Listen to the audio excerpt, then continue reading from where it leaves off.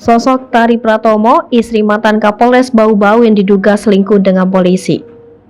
AKBP Erwin Pratomo dicopot atau dibebas tugaskan dari tugas dan tanggung jawabnya sebagai Kapolres di Kota Bau-Bau, Sulawesi Tenggara.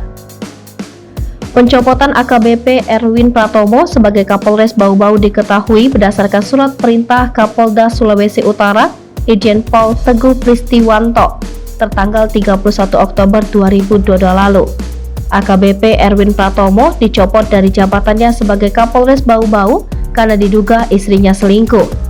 Istri AKBP Erwin Pratomo yakni Tari Pratomo juga dicopot sebagai Ketua Bayangkari Cabang Bau-Bau dan Ketua Pengurus Yayasan Kepala Bayangkara.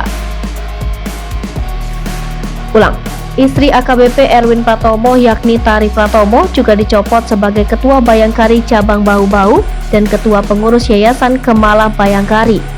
Tari Pratomo diduga selingkuh dengan Ibtu Jajat Sudrajat. Ibtu Jajat Sudrajat juga dicopot dari jabatannya sebagai Kepala Satuan Lalu Lintas atau Kasat Lantas Polres Bau-Bau.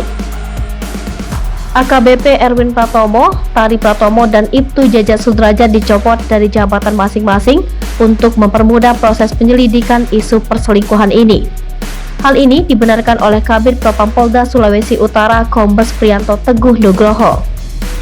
Tari Pratomo merupakan istri dari AKBP Erwin Pratomo yang pernah menjabat sebagai Ketua Bayangkari Cabang Konawe, Sulawesi Selatan. Dalam beberapa kesempatan, Tari Pratomo aktif dalam kegiatan Bayangkari. Tari Erwin Pratomo bahkan terlihat dalam beberapa kesempatan mendampingi sang suami. Hal ini terlihat dalam video YouTube Erwin Pratomo Channel yang diunggah pada 12 Januari 2022. Dalam unggahan tersebut, Tari Pratomo terlihat sering mendatangi masyarakat dan memberikan bantuan. Tari Pratomo juga membuat taman baca di Kabupaten Konawe Selatan bersama ibu Bayangkari lainnya. Nama Tari Pratomo menjadi perbincangan setelah diduga selingkuh dengan Ibtu Jajat Sudrajat.